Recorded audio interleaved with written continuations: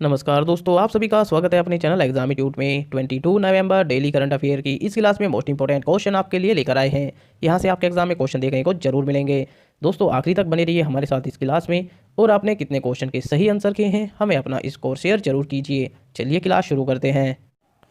Question number 1, किस केंद्रीय मंत्रालय ने सामाजिक सुरक्षा संहिता के तहत मसौदा नियमों को अधिसूचित किया है? आपके पास ऑप्शन है इस प्रकार। ऑप्शन ए श्रम और रोजगार मंत्रालय, ऑप्शन बी शिक्षा मंत्रालय, ऑप्शन सी बड़े उद्योग एवं सार्वजनिक उपक्रम मंत्रालय, या ऑप्शन डी कृषि मंत्रालय। जल्दी से आंसर कीजिए दोस्तों क्वेश्चन नंबर 1 का।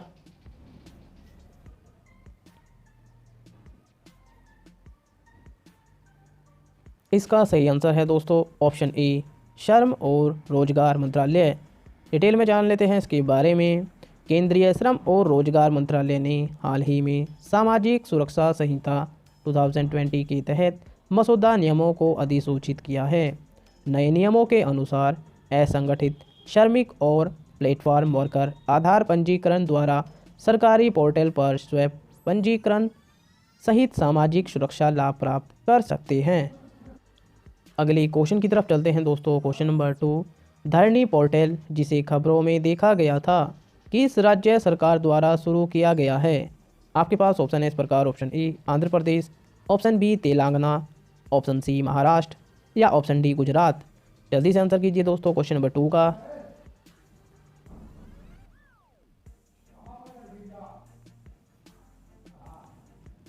इसका सही आंसर है दोस्तों ऑप्शन बी तेलंगाना। डिटेल में जान लेते हैं इसके बारे में। तेलंगाना के मुख्यमंत्री चंद्रशेखर राव ने घोषणा की कि गैर कृषि भूमि और संपत्तियों के पंजीकरण को धरनी पोर्टल के माध्यम से शुरू किया जाएगा। यह एक एकीकृत भूमि रिकॉर्ड प्रबंधन प्रणाली पोर्टल है जिसे अक्टूबर के महीने में लॉन्च किया गया था। इसमें लगभग 1.46 करोड़ एकड़ जमीन से संबंधित रिकॉर्ड है। मूल रूप से केवल कृषि भूमि को धरनी पोर्टल के माध्यम से पंजीकृत किया गया था। अगले क्वेश्चन की तरफ चलते हैं दोस्तों। क्वेश्चन नंबर 3, किस F1 रेसिंग ड्राइवर ने टर्किश ग्राउंड प्रिक्स 2020 चैंपियनशिप जीती? आपके पास ऑप्शन है इस प्रकार। Option A Schumacher, option B Narayan Karthikeyan, option C Lewis Hamilton, या ऑप्शन डी इनमें से कोई नहीं। जल्दी से आंसर कीजिए दोस्तों क्वेश्चन नंबर 3 का।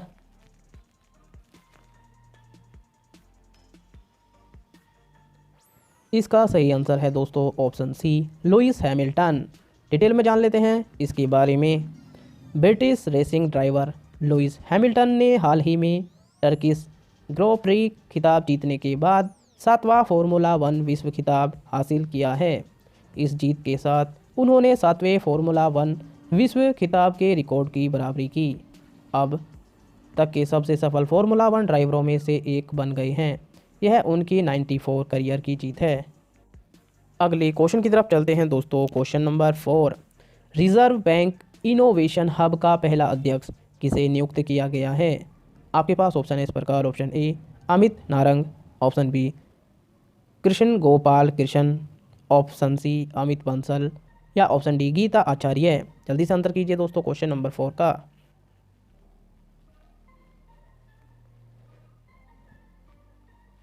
इसका सही आंसर है दोस्तों ऑप्शन बी कृष्ण गोपाल कृष्ण।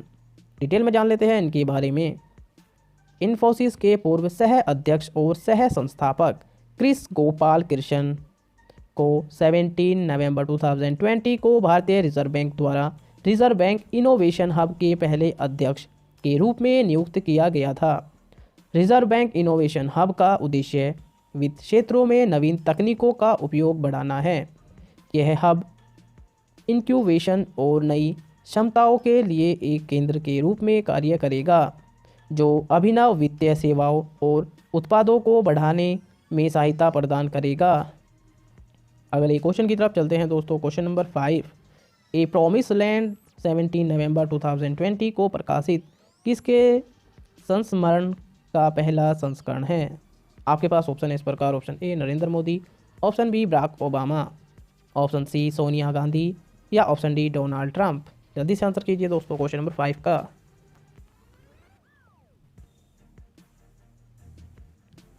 इसका सही आंसर है दोस्तों option B Barack Obama. Detail में जान लेते हैं इनके बारे में। ए प्रॉमिस्ड लैंड 17 नवंबर 2020 को प्रकाशित बराक ओबामा के संस्मरण का पहला संस्करण है। यह पुस्तक के 2 संस्करणों में से पहला संस्करण है, जिसे ओबामा ने 2019 से 2017 तक संयुक्त राज्य अमेरिका के राष्ट्रपति के रूप में अपने कार्यकाल के बाद लिखा है। पुस्तक 2011 में ओसामा बिन लादेन की हत्या के साथ समाप्त हुई। इसका कई विदेशी भाषाओं जैसे चीनी, Polish, Vietnam, French, German, Hungarian, Hebrew आदि में अनुवाद किया जाएगा। अगले क्वेश्चन की तरफ चलते हैं दोस्तों। क्वेश्चन नंबर 6, एशिया की पहली सौर ऊर्जा संचालित कपड़ा मिल को किस जिले में स्थापित किया जाएगा? आपके पास ऑप्शन है इस प्रकार। Option A Indore, option B Parbhani, option C Nagpur या ऑप्शन डी औरंगाबाद। जल्दी से आंसर कीजिए दोस्तों क्वेश्चन नंबर 6 का।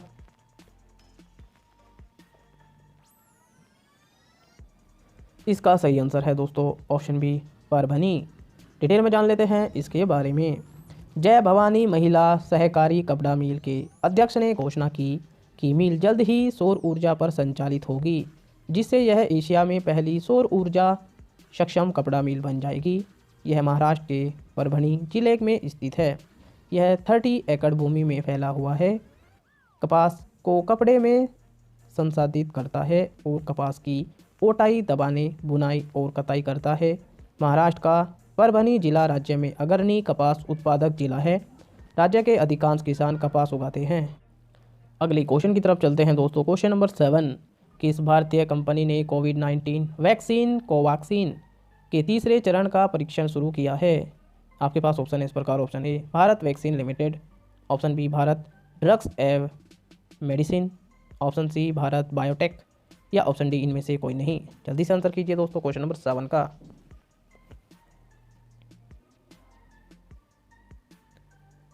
इसका सही आंसर है दोस्तों option C Bharat Biotech. Detail में जान लेते हैं इसके बारे में।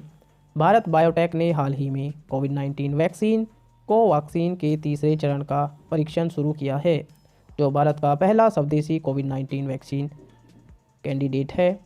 हैदराबाद में बेस्ड एक अन्य फार्मा कंपनी बायोलॉजिकल ई लिमिटेड ने अपने कोविड-19 वैक्सीन के चरण फर्स्ट और सेकंड का परीक्षण शुरू कर दिया है। तीसरे चरण का परीक्षण ICMR के साथ साझेदारी में आयोजित किया जाएगा और इसमें पूरे भारत के लगभग 26,000 स्वयंसेवक शामिल होंगे। अगली क्वेश्चन की तरफ चलते हैं दोस्तों। क्वेश्चन नंबर 8, गृह मंत्रालय ने किस राज्य केंद्र शासित प्रदेश के निजी अस्पतालों में कोविड-19 दिशा निर्देशों के अनुपालन की जांच के लिए टीमों का गठन किया? आपके पास ऑप्शन है इस प्रकार। Option A Goa, option B Puducherry, option C Maharashtra या ऑप्शन डी दिल्ली। जल्दी से आंसर कीजिए दोस्तों क्वेश्चन नंबर 8 का।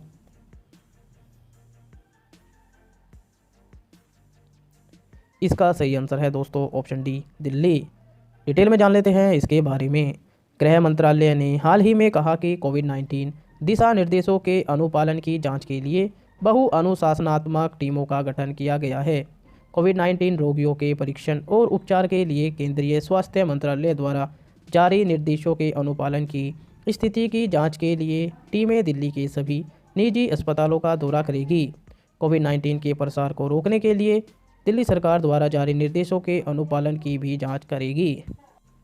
अगले क्वेश्चन की तरफ चलते हैं दोस्तों। क्वेश्चन नंबर 9, हाल ही में किसने दुनिया के सबसे बड़े RCEP व्यापार समझौते पर हस्ताक्षर नहीं किए हैं? आपके पास ऑप्शन है इस प्रकार। Option A Bharat, option B चीन, ऑप्शन सी रूस या ऑप्शन डी अमेरिका। जल्दी से आंसर कीजिए दोस्तों क्वेश्चन नंबर 9 का।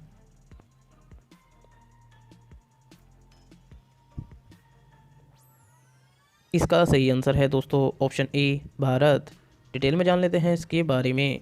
भारत ने दुनिया के सबसे बड़े RCEP व्यापार समझौते पर हस्ताक्षर नहीं किए हैं। भारत के अनुसार यह सौदा उचित रूप से अपनी मांगों को संबोधित नहीं करता है। इसमें घरेलू अर्थव्यवस्था को ढालने वाली वस्तुएं और सेवाओं की संरक्षित सूची के साथ बाजार पहुंचे के मुद्दे शामिल हैं।